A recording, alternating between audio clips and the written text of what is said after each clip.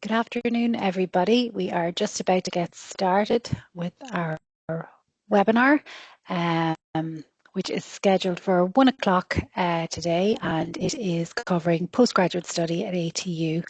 And we're just going to give some people a minute or two to dial on here. So we're getting ready to go shortly. Our panel are all logged in and ready to go.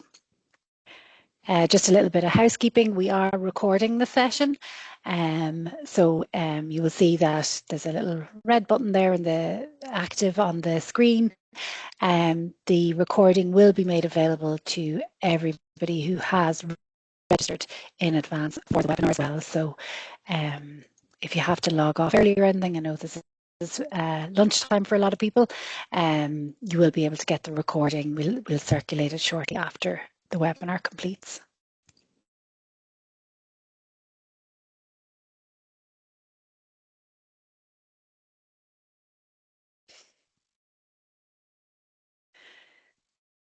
Now we'll get started. We're just after 1 o'clock. So look, we're delighted to host this webinar this afternoon. We've had a huge amount of interest in our postgraduate study options across Atlantic Technological University. So we're expecting a good turnout today. On the panel joining me today, we have Jean Gilligan, who is Head of Online Learning Business Development and Operations Manager at ATU. We also have Patrick Sweeney, who is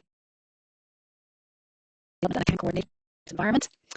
We also then have our current student, Katrina Reid, who's a student of the MSc in Science Communication.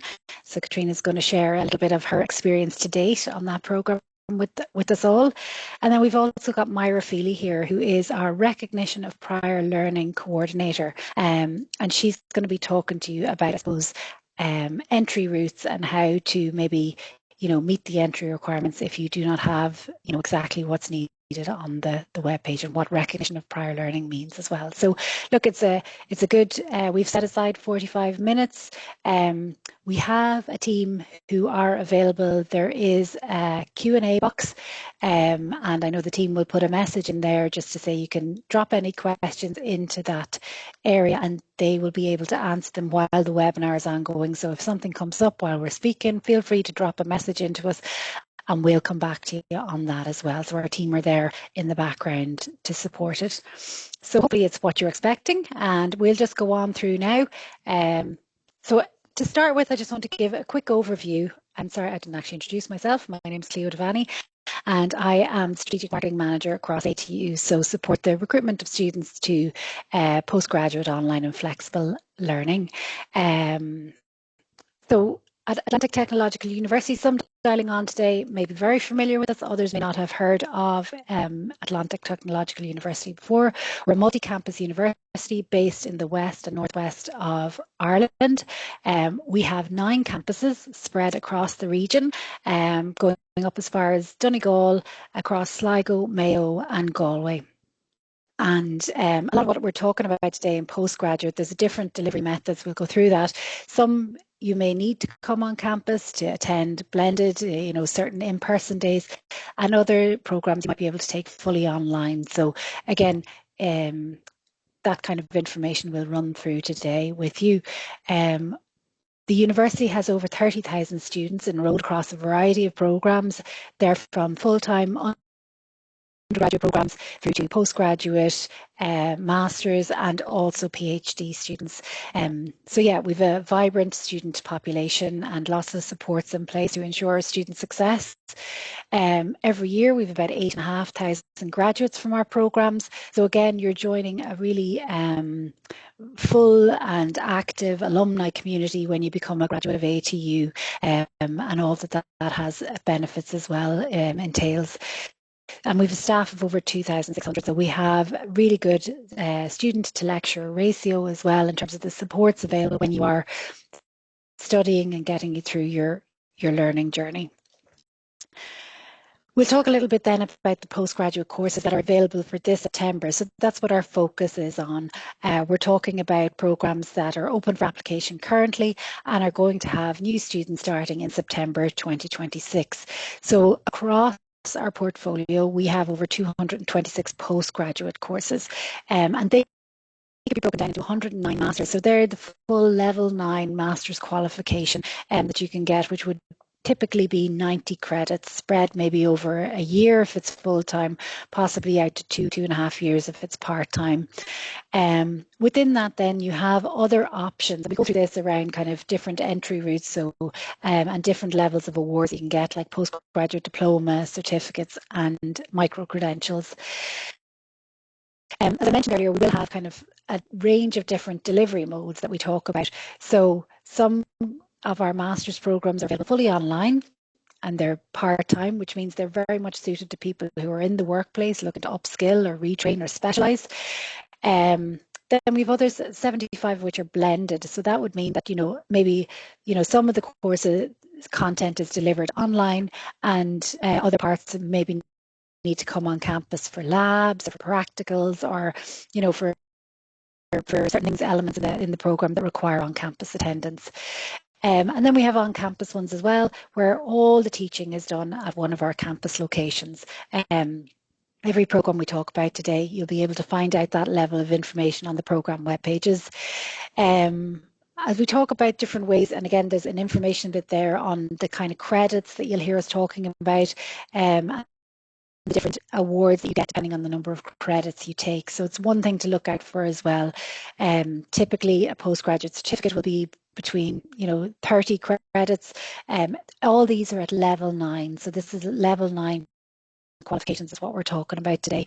And then the course offered by faculty. So we're going to go into a bit deeper information on each of the faculties with our business development team. So they will talk about our faculty of business, our faculty of design, education and social science, our faculty of engineering and computing, and our faculty of science and health. So a real spread of offering across the different discipline areas as well. So we'll go into more detail on that later.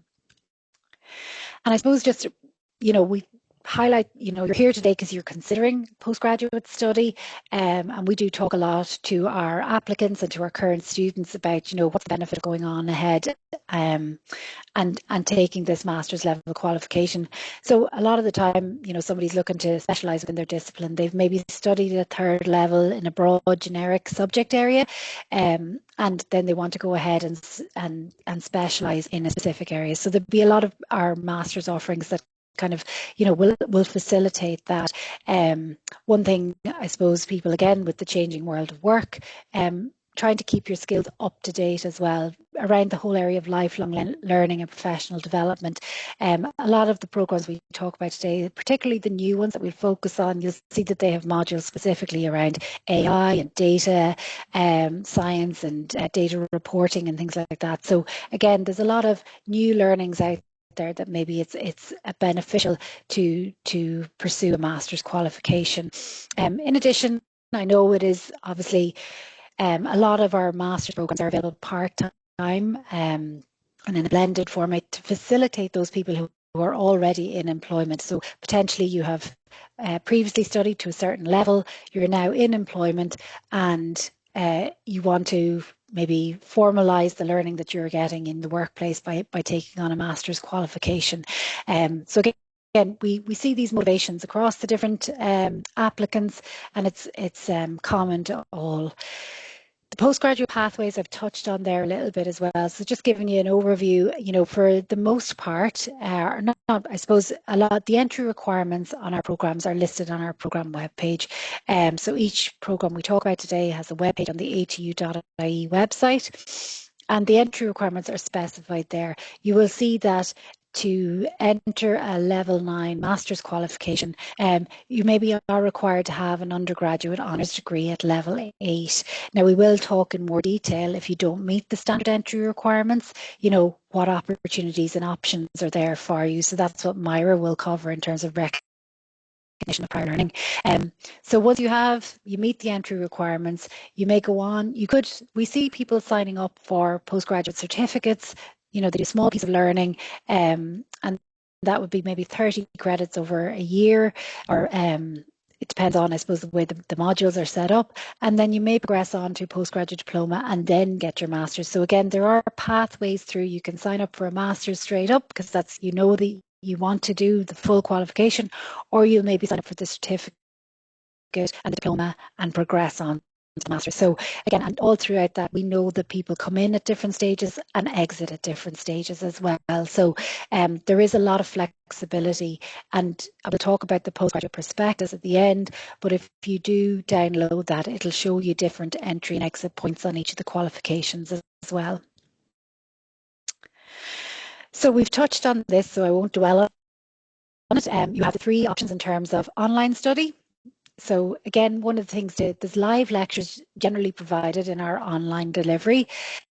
They're usually scheduled in the evening time as well, which again facilitate that part-time learning. And the lectures are often recorded. So again, there's the ability to watch them back if you aren't able to attend live online. So it's definitely flexible learning geared towards those people who are in the workplace, or maybe, have commitments during the day and only get the ability to study in the evening times or at a time that suits them. We have people studying in different countries, different time zones, people who are on shift work, that kind of thing. That online delivery mode is really beneficial for students who maybe need that level of flexibility. We have a lot of on-campus delivery as well, in-person lectures, practical workshops, tutorials, again, face-to-face interaction, immersive learning. A lot of those, there's full-time options there. It means quicker pace maybe in terms of getting your master's qualification. And blended can be a nice option as well, where your online lectures maybe are delivered predominantly, during the week, and there might be an occasional workshop or a practical day that you need to come on campus for. So it's good to have a look at that. Again, generally on the programme webpage on atu.ie, you will see study hours that you may be expected on campus time as well, is often called out there. So it's worth having a look at that as well when you're reviewing your options. So we talked again about the delivery modes, part-time, full-time. Again, the options are there. You really do need to kind of look at the program information and figure out which delivery mode suits you best in terms of being able to manage the workload and balance it with whichever commitments you have on. And I know we'll be talking to our current student, Katrina, as well, around her experience and how she's balancing all that, and hopefully she might have some tips for us all. And then, so that's kind of, I suppose, the overview around all that we're covering today. But now to go into more detail in terms of the different programs that are available for the September, I'm going to invite my colleague Jean Gilligan to speak with you all. So Jean, are you there? Yep, happy to take over, Cleo. Perfect. Great. I'll flick on the slides if you want to tell me when you're ready to go. You. That's perfect. So as Cleo introduced, my name is Jean Gilligan. I'm Head of Business Development in the area of online, flexible and professional development. So this afternoon I'm going to talk to you about some of our master's and postgraduate programs in the areas of business and science and health. So we'll start with the Faculty of Business, and there are 20 programs in total in the postgraduate area in the Faculty of Business. And I know Cleo mentioned there the world of work and how it's ever evolving and changes that are happening. We very much take guidance from industry with regards to our programs. So they are all relevant to the market. They are all relevant to current skill needs and where there are opportunities to help people to progress their careers. And we keep an eye on that at all times. We're very conscious of that at all times to make sure that our programs are relevant to what the industry needs. And in the Faculty of Business, we would have programs in the area of accounting, digital business, and that again is something that's changing, whether that be digital marketing and social media marketing, digital business itself. We have strategic people management, so how we even manage people has changed since COVID times, since people have started to remote work and they're not necessarily always in the office. So the whole piece about how we manage people now differently to how we used to manage them. Governance and financial services, we would work a lot with the financial institutes in relation to those kind of programs and the kind of governance that they need, which has also it's a highly regulated industry. It's very important that people upskill and remain aware, I suppose, of current requirements in their professional in their professional careers and in their kind of CIPD, really, human resources management and employee relations as well. So we have a whole variety of programs. Cleo's mentioned the 9 campuses. We would be able to leverage academic knowledge now that we are TU and an ATU across those 9 campuses and increase our knowledge on all of these areas. So it's been hugely beneficial becoming ATU. In School of Marketing and Tourism, we have food, business and product innovation, marketing, sustainable tourism and event management. So some of these programs have been delivered through the university for a number of years. They are highly recognised. We would have a lot of graduate students that have progressed through these programs. But as I said, we keep an eye to the market at all times. So even if something like sustainable tourism or marketing may be in position for quite a while, that is upskilled in itself, and we look to the market to see what are the new requirements in relation to those programs to make sure that they are all relevant. We might focus on the new program specifically, Cleo, which I think is on the next slide. So we have a Masters of Business Analytics.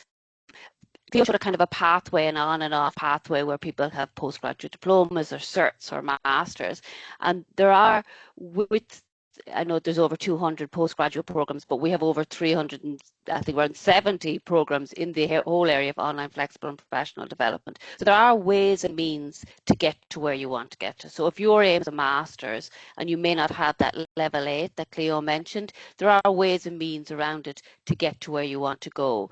And with regard to this master's in business analytics, we have a level 8 in that as well. So if you don't have your level 8, there's a progression path into it for you.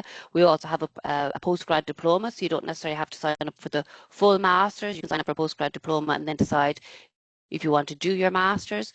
Both the level 8 and the postgrad diploma are Springboard funded, and I know funding is something that Cleo is going to talk about in a little while.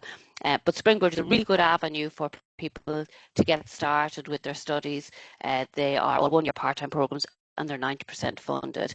So if it's something you're considering, the postgrad diploma through Springboard is a useful way to get onto that master's pathway for you. Some of the modules in this program are business and analytics and intelligence, data management for business analytics, quantitative methods, research methods, programming for business analytics, AI and emerging technologies, and data visualization. So it's all about the supports that are required within businesses now to be able to inform decision making and to make, really good decisions for the company.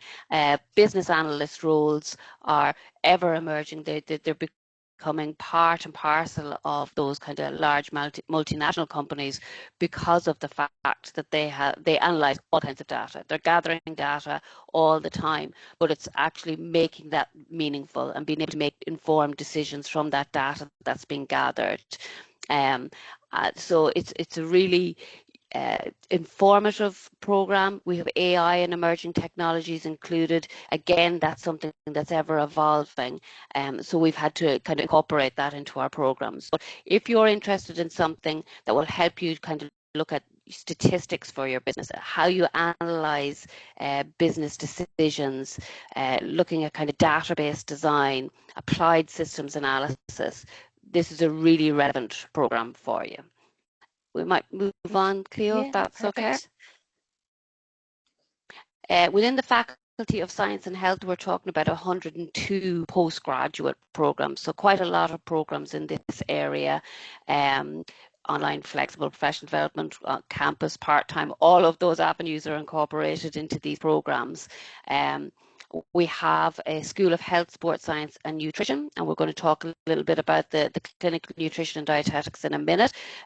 But we have other programs in clinical measurement physiology, health promotion management, health promotion and wellness practice, health promotion practice, public health nutrition, nutrition and food sensory science, applied sport and exercise nutrition, sports and exercise nutrition, sports performance practice, and strength and condition. And if you think back to 10 years ago, a lot of those programs wouldn't have existed. We would have known very little about strength and conditioning or sports performance practice. Public health, yes, that's always been relevant, but how we look at it has changed. And even since, COVID times, that has all changed. So I'll talk to you a little bit about the clinical nutrition and dietetics, but in the School of Life Sciences, we have been delivering programs in the area of medtech and reg affairs, and we jointly deliver those with the University of Galway for quite some time. We deliver advanced therapy medicinal product programs, so ATMP programs that we deliver with NIBRT, which is the National Institute for Bioprocessing Research and Training, that's based upon the UCD campus. Bioindustry 4.0, bioinformatics, biopharmaceutical science, biopharma science, commission and qualification validation for biologics, industrial pharmaceutical science, so that we will refer to that as the MIPS program, and that is for anybody who wants to become a QP, a qualified person. That is there's only 3 places in Ireland that deliver that program, so we're the only technological university delivering it. Validation, digitalization technologies, and international medical technologies. We deliver a number of programs. I've mentioned NIBRT, so in the biopharma area with them, they are actually having a careers fair on Saturday week, the 25th of April in O'Reilly Hall on the UCD campus. It's an all-day event, but I think you would have to register. About 1,000 people or 1,200 people come through the doors of that every year. Cleo, I know, is going to talk to you about funding and Springboard, but we would have other funding methods for some of these programs. So we would have Springboard. There's also SkillNet funding available for some of these programs, and we would have a lot of kind of employers engaging with us, but we have the alumni as well, so where people get 20% discount for applying onto a master's. I'm sorry, Cleo, if I'm going to mentioning things accidentally that you're already going to include.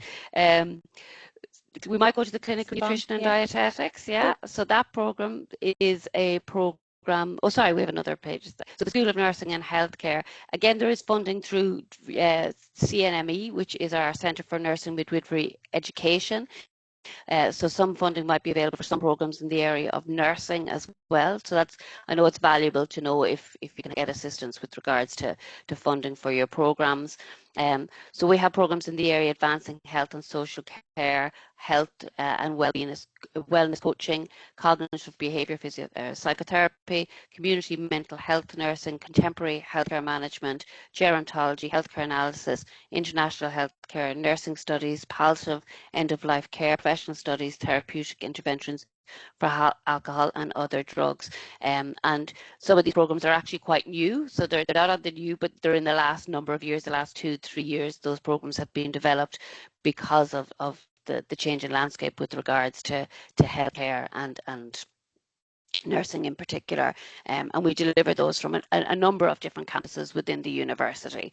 And then the School of Veterinary is a new program coming to us, but within the School of Veterinary, Agriculture and Environmental Science, we have applied marine conservation, conservation behaviour, environmental protection, environmental health and safety, food reg affairs, science communication, sustainability and climate reporting, sustainability food systems, and water services management. And I know our student that's going to talk to us is from the new science communication programme, so she'll be able to give you a good insight into that. But the environment is very important, and all of those programmes in environmental protection, environmental health, health and safety are all really good programs and are really relevant to industry and what's required and the various different jobs that are out there at the moment. Health and safety is relevant to whether you're in the construction sector, whether you're in a biopharma industry, across the board, health and safety is critical. So they are really popular programs, and a lot of them you would actually have to apply early because some of them have caps that are in place for them. So it's important that you apply early for them, and the same should also be said for Springboard. So we might move on, Cleo. I might just highlight the Applied Marine Conservation Masters as well is funded under Springboard. Just again, something to flag. I kind of forgot to mention that in the slide there, but it's worth again noting that's a full master's qualification that is actually fully funded or 90% funded under Springboard. And it's a master's in a year. It's a master's in a year. So, and then with regard to new programs and new courses in the Faculty of Science and Health, so we have that master's in clinical nutrition and dietetics. And that gives you a qualification to become a registered dietitian. And we know that there's lots of roles and opportunities for dietitians out there at the moment, working with within a hospital environment as clinical dietitians, primary care, community public health, health promotion. So there's a variety of different opportunities for people with that qualification once become registered dietitians. Modules in that are dietary assessment and planning, clinical nutrition and dietetics, food skills and food service management, public health nutrition, nutrition pharmacology, communication skills for behavioural change, and dietetics practice placement 1. On our website, I should have also mentioned that you can actually find out information about the specific modules. If you want more information about the modules, it's there as well, and it'll also tell you if there is funding available. So the specific program page will tell you if there is like Springboard funding there that Cleo just mentioned, or if there is scaled funding, or if there is other funding opportunities for your programs. But that program is really important because it does give you that registration that's required to become a registered dietitian. There is some, it says there it's blended, so there is some on-campus requirement. I think you're in year 1, semester 1 is on campus in Sligo, and then there's kind of blended after that with regards to online delivery and some workshops and some work on campus as well. The second program, the Masters of Science Communication, is the one that Katrina is going to talk to you about in a little bit. But we know, again, referring back to COVID, the world has changed and how we communicate information has changed. Science communication has become important, so being able to provide data to people who may not be of that background. So providing information about COVID when people weren't from a science background and could understand what they were being told was really important. If you look at global warming and all that's happening now in the environment, being able to communicate that information across is really important. So it does that through a variety of different mediums. So, you know, it's no longer just press. We just don't print an article anymore. There's social media, there is digital media, there's lots of different avenues for us to communicate out information. So this program gives you a really good understanding and basis for that. The modules then are science, society, communication, theory, event management, and as part of that program you will organise an event and help to organise an event, innovation, outreach for science engagement, writing for science communication, and AI and emerging technologies. And you will see, as Cleo mentioned previously, AI is referenced in a number of our different programs because of the fact that it is, you know, becoming more and more prevalent in everything that we actually do. So I know Katrina will talk a little bit more about that program, that she'll have more interesting insights. It's a new program. She started in January and she'll be able to tell you a little bit more about it. Wonderful. Great. Thank you, Jean. I think that wraps your overview up for business and science and health. So really appreciate you giving that overview. We'll flip over now to Patrick Sweeney. So good afternoon, Patrick. Hi, Cleo. Thank you very much. And as Cleo introduced me at the beginning, Business Development and Account Coordinator in the School of the Built Environment. So today I'll be talking on both the Faculty of Design, Education and Social Science, and also Engineering and Computing.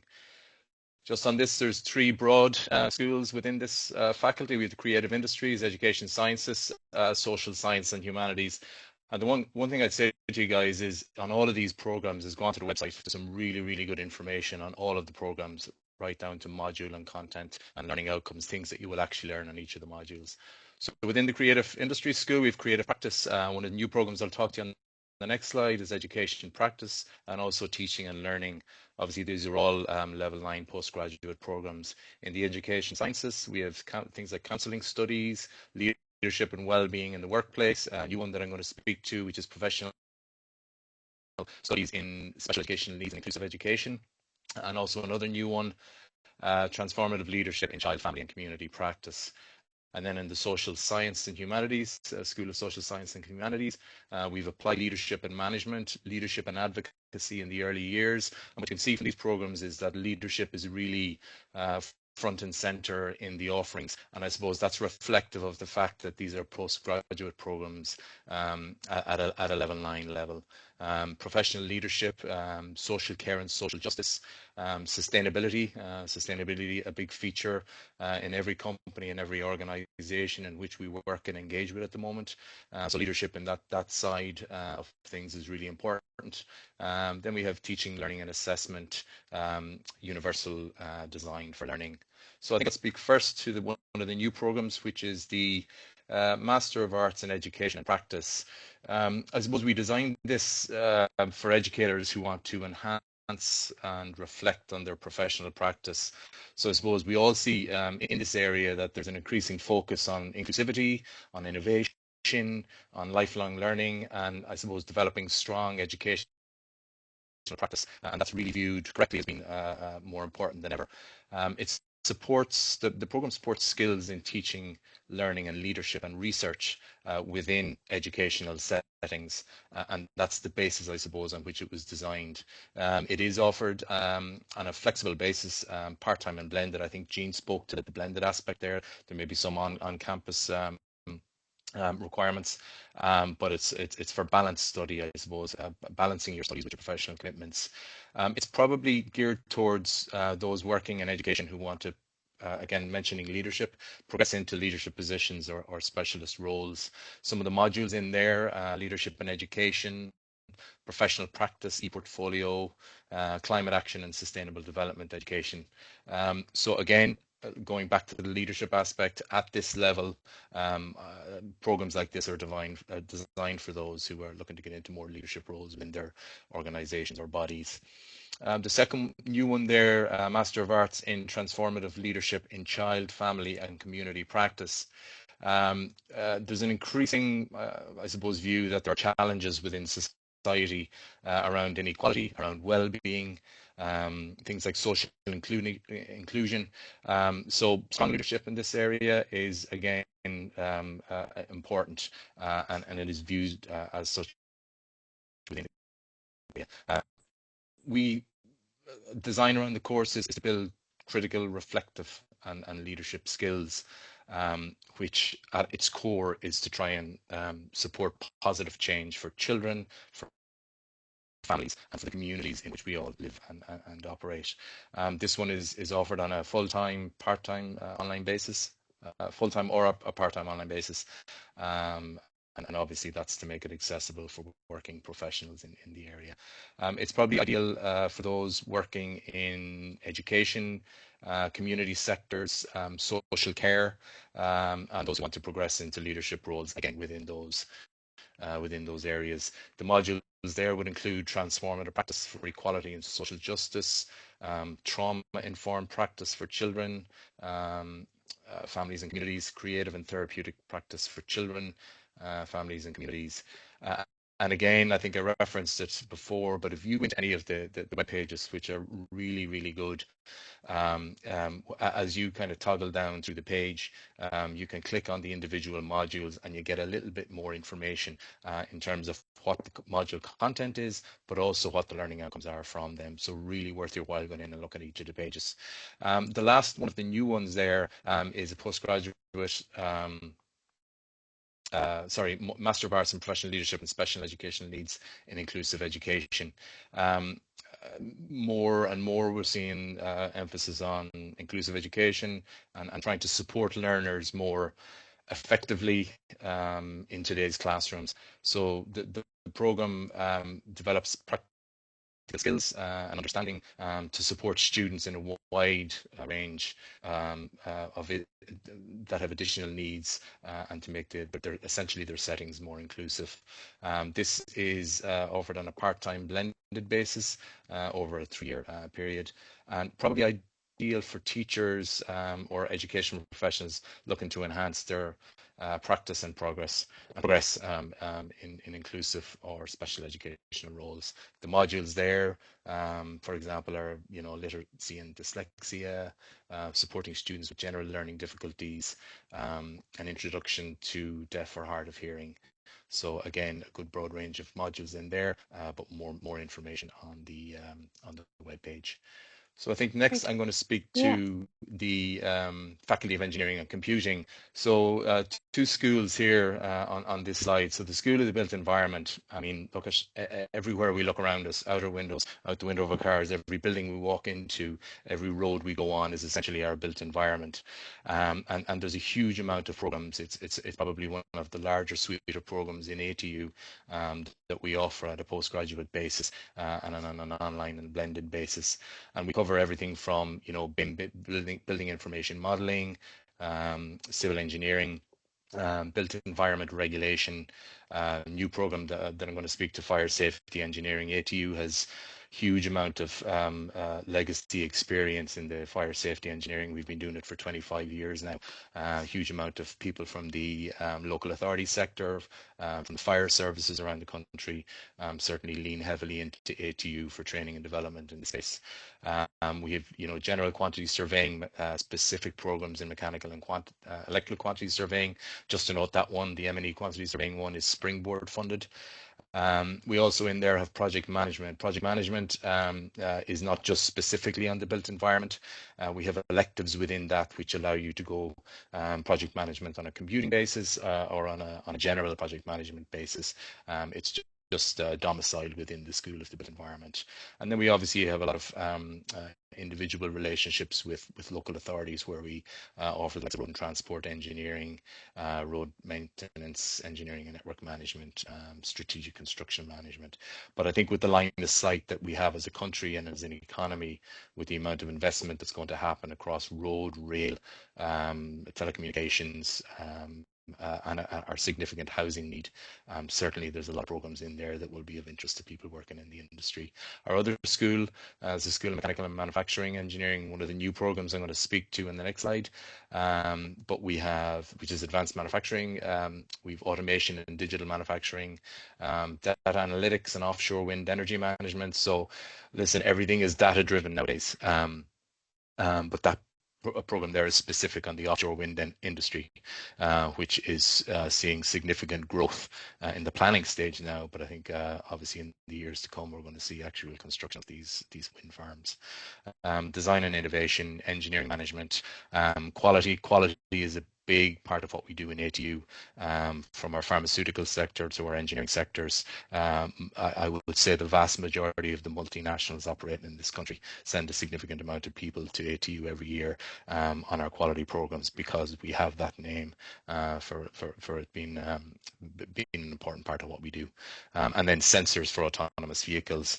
That side isn't, that program is, while it sounds specific to say cars or autonomous cars, the tech and the information within that program has cross-sectoral relevance as well.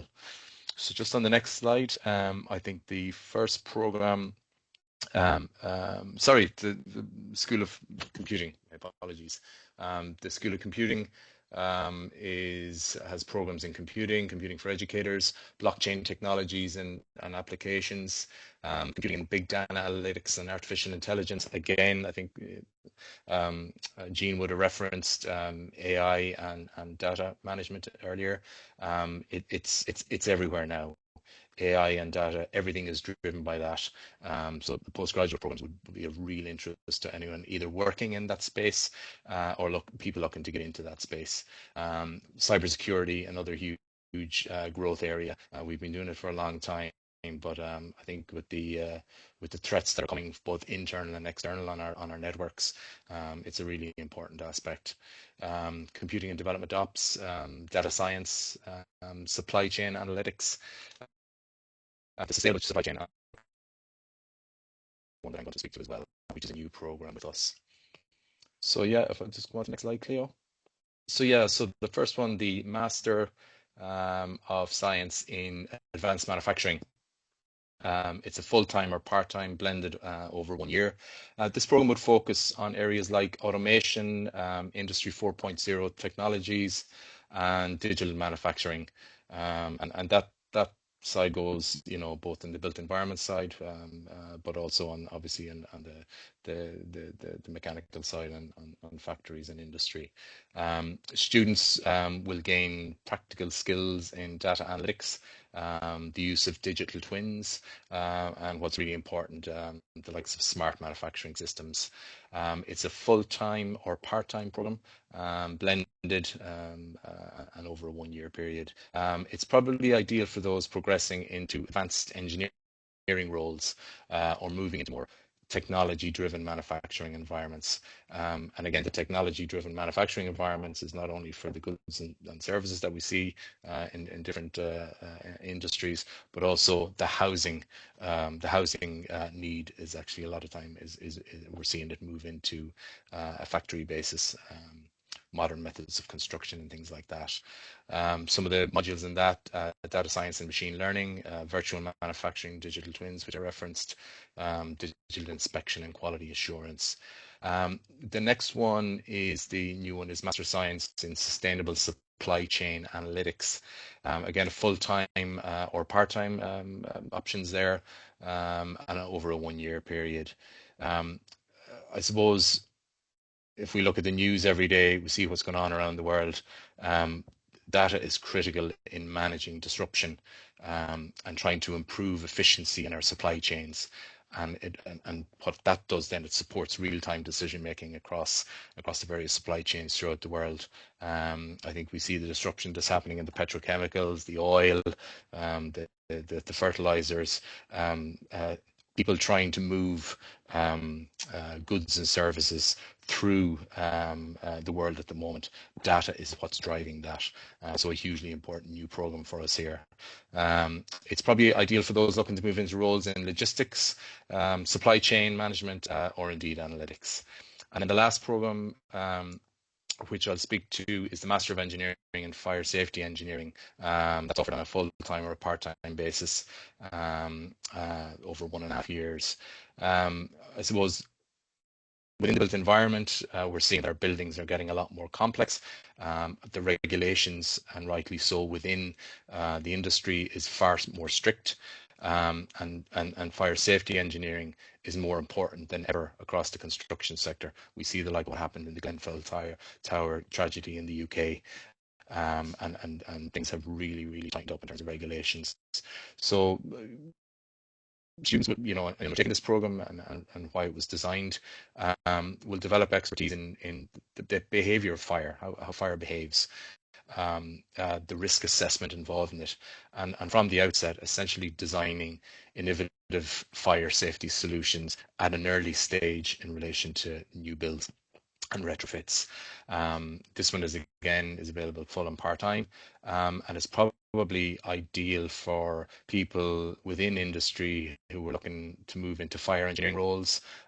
Huge amount of consultants would have an interest in this, because as the regulations increase, the consultancy is going to be consultancy requirement is going to be increased as well, and those involved in building control.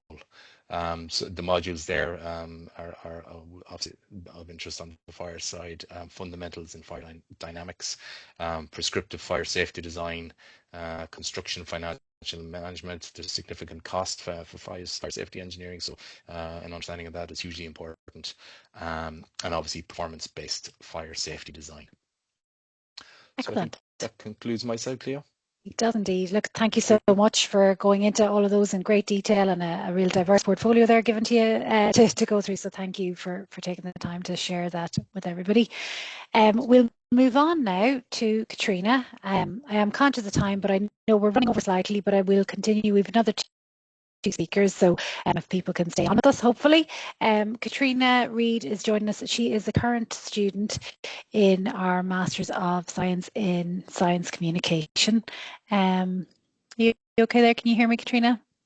Yeah, I can hear you. Good. Thanks so much for having me.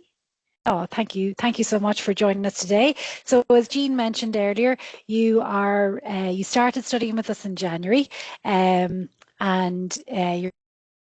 you're halfway through the first semester. I know you have an exciting day this week, so it's a blended program, isn't it? That's right, yes. So for me, I'm doing it part-time, so I have 4 hours of classes a week on Tuesdays and Fridays in the evenings.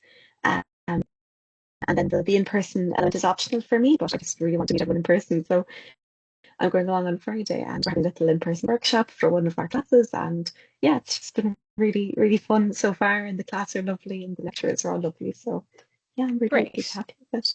Ah, look, so you are doing that thing, you're juggling working full time and studying part time. How are you finding that? It's good. It's good. It is a commitment, obviously. But I think it's maybe a boring answer, but it's just about managing your time well. So I work full time. I'm in University College Cork as a research assistant, and at the moment I'm managing a project as well. So I've got a few kind of balls in the air, but I think the program just is going to just add, not take, if that makes sense. Yeah. Yeah, yeah.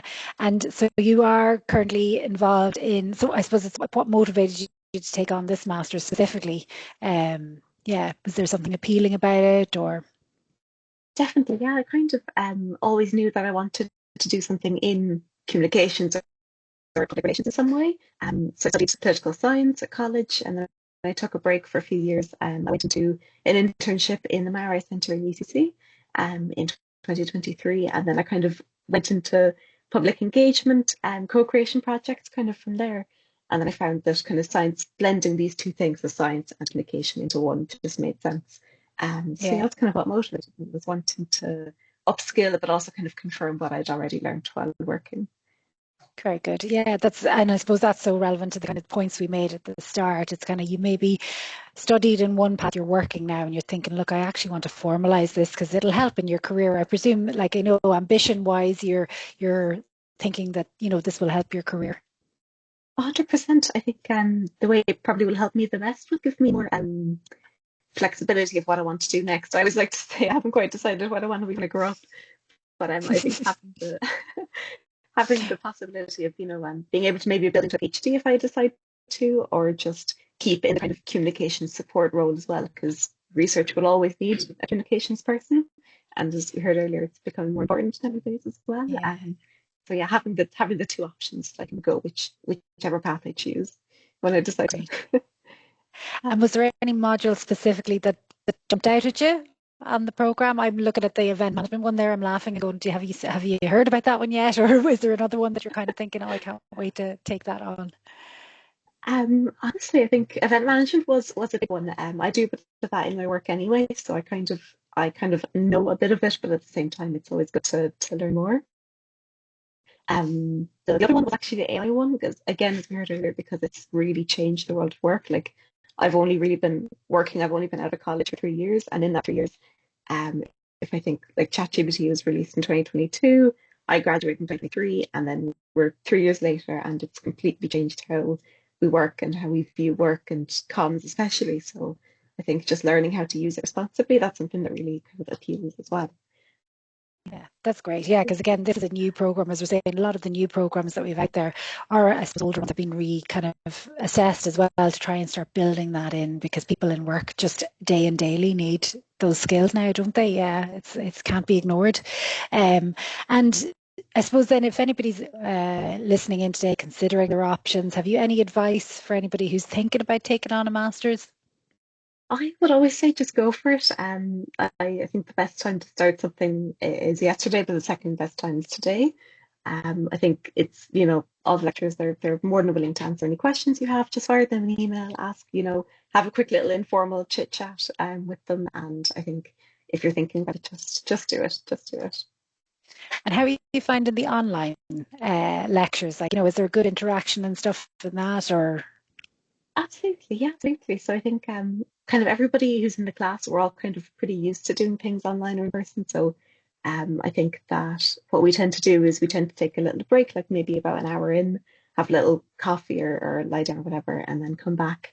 But we're very interactive. We have little breakout groups, and we can kind of work on, a question. They might set us a question, and we might break out in a group to discuss it, and then come back. So even though it's online, it doesn't feel like Yeah, online, if that makes sense. Yeah, it still I feels know. like we're Yeah, very interactive. I think that's important for people that there's still a peer group there as well, that you're still kind of getting the support around you. You don't have to be in the classroom to get that as such, because it can be something that people are a little bit apprehensive about. Yeah. Yeah, 100%. And I totally understand as well, but I think if you're considering it, just go for it. Just ask the Just go question for it. and Yeah. just go for it. Great. Lovely. Look, thank you so much for sharing, and best of luck with the rest of your studies. And I hope you enjoy your day on campus on Friday. I know hopefully some of us will be meeting you then. So yeah, thank you so much for sharing, and we'll chat to you again, Katrina. Thank you so much for having me. So we'll move on now just to our last speaker, who is Myra Feely. So Myra is the Recognition of Prior Learning Coordinator, and Myra has some really important, I suppose, tips to give people, and information around entry routes where you maybe don't meet the standard entry requirements, or you maybe are eligible for exemptions. So Myra, I will hand, are you there? Yes, thanks Leo, thanks Megan. Yeah, thank you for waiting for us. No worries, and I'm conscious of time, so I'm just going to keep this very brief. But hello all, my name is Myra, as Leo said, and I work in the area of recognition of prior learning here in ATU. So I'm just going to briefly touch on the ways that you can use your prior learning, so your prior qualifications, your work history, and your experience, in a way that you might be able to help. It might be able to help you to gain a qualification with us here at ATU. So what is recognition of prior learning, or RPL for short? So it is a process by which your prior learning is formally valued at ATU. It is a means by which your prior learning is identified, assessed and recognised by ATU as part of our programmes. And when we talk about prior learning, we're referring to all learning that you have built up over a lifetime. So we have formal learning, so things like your certs, your diplomas, your degrees, apprenticeships, your non-formal learning, so maybe some training courses that you did at work, some PD sessions, that kind of thing. And then we also have your informal learning, which is quite interesting. So we look at the learning as well that's taken place outside of the classroom. So your employment, your work history, the volunteer work that you've done. So all that experience has enabled you to have very valuable learning that's sort of progressed you on in your career. And we kind of take that into account here. So what do we use RPL for? So Cleo kind of touched on this. So we use it really for in one of two ways. One is to help you to gain access to a program, or two, to gain a module exemption on a program. So all our university programs are accredited against the National Framework Qualifications. So they all have entry criteria that's built around that. So typically, if we're looking at a master's program and you want to get into a master's program, typically you would have to have a level 8 undergrad, maybe in a cognate area, maybe a particular grade, maybe a 2.2 in it. So let's say RPL is, in a way, it can give you the opportunity where you can make a showcase and show how your own learning is equivalent to that entry criteria, and that this program is the next best step for you on your learning journey. And we will support you with that. So how do you go about applying for recognition of prior learning at ATU is always the next question. And it's very simple. If you want to, let's say you find a program, and we often find this maybe with mature learners, they do an undergrad and then they go into the world of work and their career goes sideways, all sorts of direction, and they, evolve and move up through the ladders or move on to something different, and as Katrina touched on there, the world can change so much, and the qualifications that you want to do next to progress your career can be quite different. So if you're looking at doing a postgrad qualification or a master's, and you maybe don't have an undergrad in a cognate area, or you're not meeting the stipulated entry criteria, what we're here today is to say that you should still submit an application to us in the normal manner. But when you do, just make sure to include a CV and a cover letter that sort of highlights that you have prior learning that wants to be taken into account. So like all program applications, they're reviewed, and if the program team can see and identify that maybe recognition of prior learning, that this pathway is a good pathway for you, you'll be referred on to myself, my colleagues in the RPL unit, and we assist applicants with the RPL process. So the process involves putting together a portfolio of evidence to showcase how your journey and your life history can be equivalent to the learning outcomes linked to the entry criteria. So it doesn't cost anything. The process is free. get lots of support. If you have any questions at all, you can email us there. My email address is on the slide, rpl@atu.ie.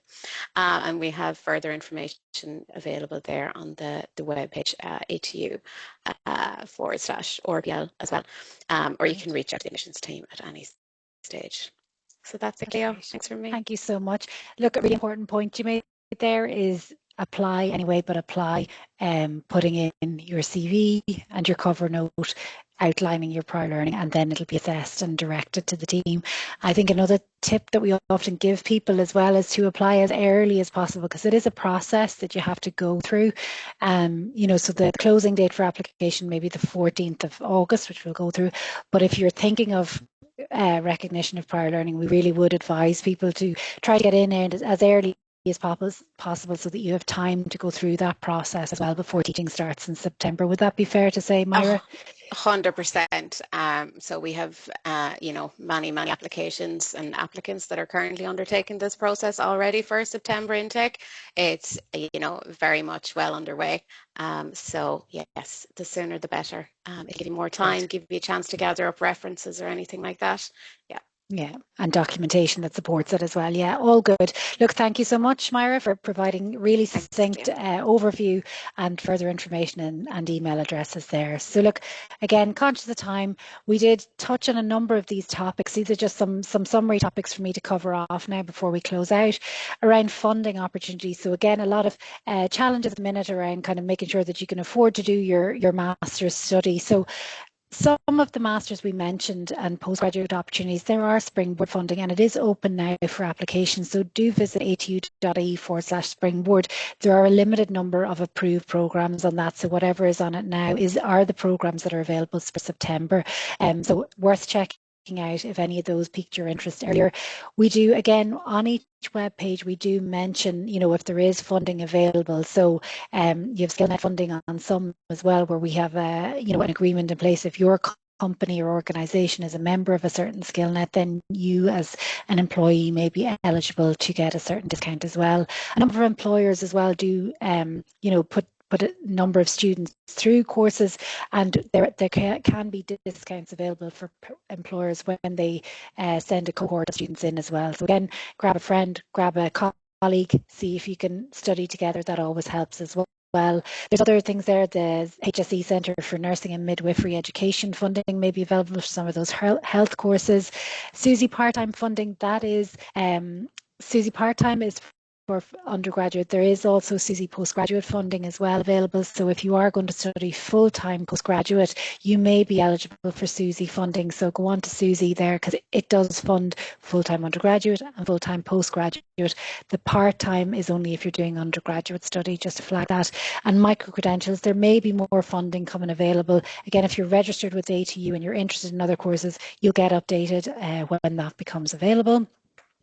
The alumni scholarship, again, if you are, this was mentioned earlier, if you are a graduate of ATU, and that includes any of our four legacy institutions, IT Sligo, LYT, GMIT and St Angela's, you may be eligible for our 20% fee reduction if you register and sign up for a full-time, or not full-time, sorry, I'll correct that, if you sign up for a level 9 90 credit thought masters program.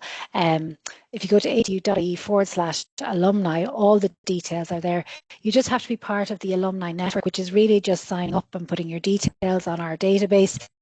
And then you have to have completed a level 8 honours degree as well with ATU to be eligible. But it's a really good discount. And again, there's a form you fill out there to be eligible for that. And it's a closing date in line with the closing date for applications as well, the 14th of August. And then finally, just how to apply. So all of our speakers today mentioned about the website. Go to atu.ie, search for the course you may be interested in on the course search. That information, then you'll have the programme overview, you'll have the modules, the learning outcomes. Sometimes the names of the modules don't necessarily explain, you know, what the specific information detail is in the module itself. So really worth going into that. The entry requirements are there, any on-campus attendance, recommended study hours as well. There can be indicative hours there well around how many lectures you might have per week and how many self-guided study hours you should assign to. And examination and assessment details can be there as well. So sometimes it's continuous assessment, and you might also need to be on site on campus for a final examination. So all of that information should be on the programme webpage. Again, it's just important to do your research at this stage, consider fees and financial supports available, and then there's apply now buttons there. There's different deadlines depending on you know, which program you're looking at and maybe where you are resident as well, and citizenship. So for Ireland and EU online and on-campus programs and non-EU online programs, it's the 14th of August is the deadline. But then if you're non-EU visa required for an on-campus program, it's the 1st of May, so that deadline is coming up pretty soon. And if you're non-EU, non-visa required, but looking to study an on-campus program, the deadline is the 31st of July. So some slight different variances in deadlines there. Again, they should all be explanatory on the programme web pages. So I'll just finally thank everybody. That is the end of our webinar. I know I see a few hands up going up throughout the webinar, and I know our team, if you could drop your question into the chat message there, they'll be able to answer any questions you may have. We just don't have time at the minute to take any questions on the webinar. So look, thank you to everybody for attending. We had really good attendance today. Thanks to each of our speakers, Jean, Paddy, Katrina and Myra, who have given a great overview of all the opportunities available to study postgraduate at ATU.